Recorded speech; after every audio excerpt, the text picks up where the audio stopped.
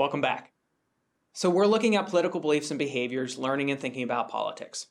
We've covered the learning side. We've looked at how our political beliefs are formed based on what political science has called agents of socialization. Our family, our religion, the media system, as well as our educational processes and our demographics. I want to transition now to thinking about the specific things that we think about related to politics. So we're going to look at how all of these factors that we just talked about then influence particular thoughts that we have about the political process. So specifically, there are enduring beliefs in the American political system, what are considered to be truths, okay? So we in the United States believe in this notion of individualism, that one's own personal initiative in achieving success. And this belief comes from a number of sources, and also in a lot of ways, it permeates a lot of what we see about the policies that are enacted in the United States. So the belief applies to, for example, our capitalist-based economic system in the US. The phrase of pulling yourself up by your bootstraps is a good example of this phrase related to this notion of individualism. Secondly, we also have a value and we also have a belief of egalitarianism. This is the treatment of individuals equally.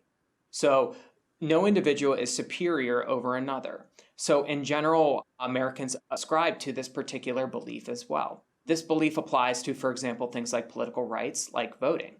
The belief that individuals should have the right to vote. And this is something that, as you've learned in other modules in this course, that ultimately has developed over the course of our American political process, that this notion of egalitarianism has expanded from white male landowners to now including most of the populace of the United States. The key thing to understand, and maybe you've already picked this up, is that these beliefs are in conflict with one another and form the basis of our particular policy debates about the role of government in the management of the economy. So should individuals be more responsible for the decisions of economic processes, or should there be some other type of outside force from the government also helping in terms of planning economic life, as well as the rights of individuals and how they can exercise these. So individual rights versus more group or collective or egalitarian rights. So these particular beliefs form the basis of many debates as well as many divisions in the American political process. So when we think about as well, these other set of beliefs, when they come and cohere together and become a consistent set of beliefs, this is what's known as political ideology. So political ideology, as I just alluded to you, is a coherent set of beliefs about political society and how it should function. What we do know is that if you're thinking about political ideology as liberal, conservative, moderate, or somewhere in between, we know that most individuals fall somewhere in between, that the minority of individuals are either very liberal or very conservative. It's most individuals in the United States kind of have a very hazy political ideology. And this is a large group of American voters. These are also the voters that usually determine national elections for the president as well as for Congress. Many individuals have inconsistent beliefs. They might be liberal on one issue, conservative on another, moderate on another. And what this means is that ultimately cohering these beliefs together in terms of an issue ideology or a political ideology is very difficult for some of these individuals.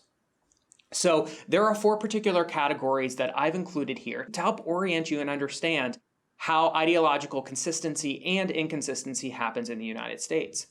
The first big group is the pure liberal group, okay? These individuals are liberal on economic matters, so they believe in more government spending to boost the economy, as well as higher taxes, and also more liberal on personal conduct. So these would be things that take place outside the realm of the public sphere, and it gets into the realm of the private.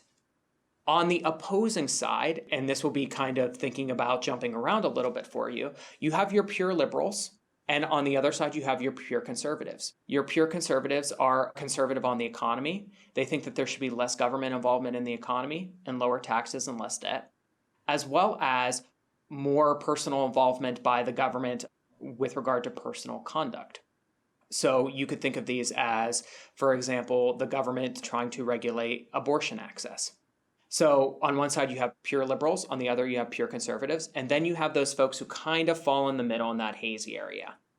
Libertarians are those individuals that are more conservative on the economy and more liberal on personal conduct. Populists are just the opposite. They are more liberal on the economy and more conservative on social conduct. So you get an idea of where individuals might fall in terms of one of these four categories. I make note to you that these categories are also somewhat limiting, that even many individuals don't fall just cleanly into one of these four categories. However, it's important to understand that when orienting yourself to the American political process, that individuals will most likely, in some cases, be pure liberal, pure conservative, or libertarian or populist on particular issues.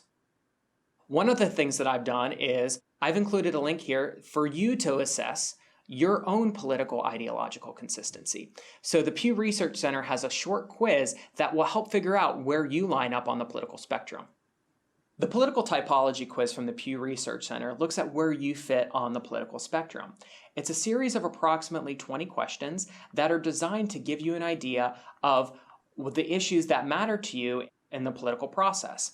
So I encourage you to take this very short quiz and get an idea of where you might fall with regard to economics and social policy or personal conduct in the United States.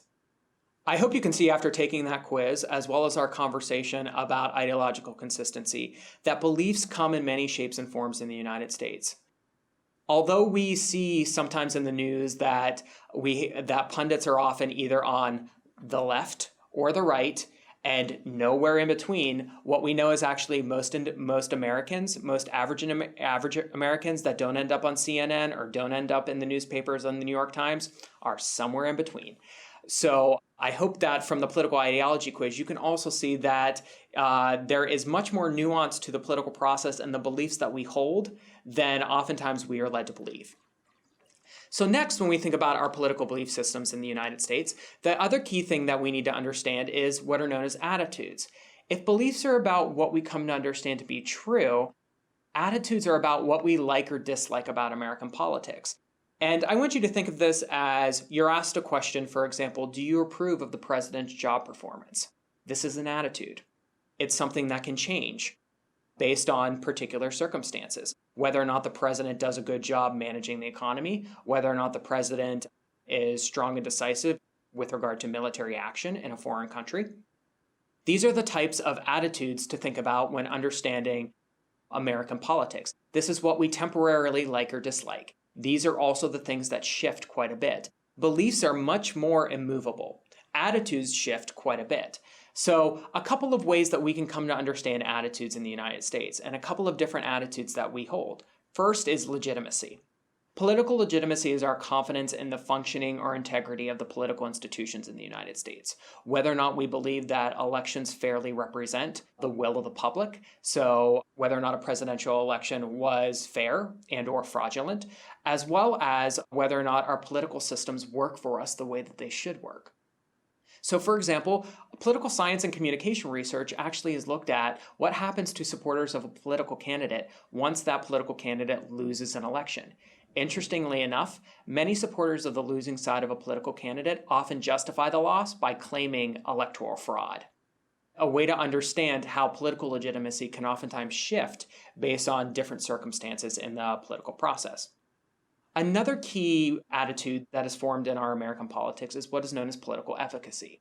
And just as a spoiler alert, this is also one of those ones that the AP government exam loves to focus on. So you might want to tune into this particular definition fairly closely. Political efficacy is the extent to which individuals assess their influence in the political process.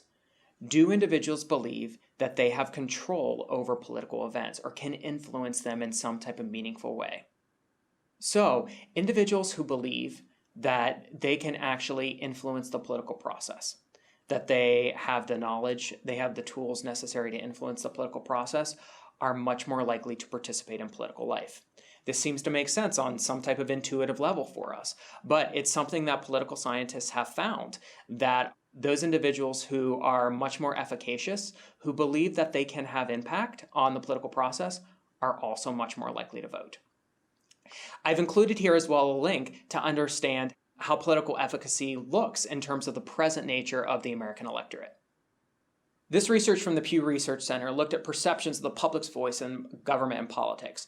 And I want to call your attention specifically to these particular pie charts here, because it gives you an idea of what I just talked about with political efficacy, how individuals look at their influence with government. And what you can actually see is that most individuals say that they can say and influence some aspects of government life in the United States. But it also talks through some of those particular pressure points where individuals might be more or less efficacious about particular aspects of government and political life. So I encourage you to check this out. Again, I think that these types of articles are very important for those exam essay questions that you will have to take for AP Government. So when we think about the importance of these two attitudes, legitimacy and political efficacy, the key thing to understand is the more legitimate someone finds political processes in the United States, as well as the more politically efficacious they are, the greater likelihood they are to politically participate. So the more confidence you have in the political process and the more you believe that you can influence it, you're much more likely to then try to influence it in some type of way by petitioning the government, by voting, by writing a letter to an elected official, or by emailing an elected official or posting on their Facebook page. These are very important attitudes in terms of thinking about politics. So this section of the course has been designed to give you an overview of thinking and learning about politics, how we learn about the American political process, where we learn about it, and as well as what we think about, the beliefs and attitudes that we have. So the next section of the course, we'll be looking at measuring these types of beliefs and attitudes and trying to understand public opinion in the United States. So things like polling questions, as well as focus groups, and other types of ways that we can assess the attitudes that individuals had. So I look forward to seeing you in the next section of the course on measuring public opinion beliefs.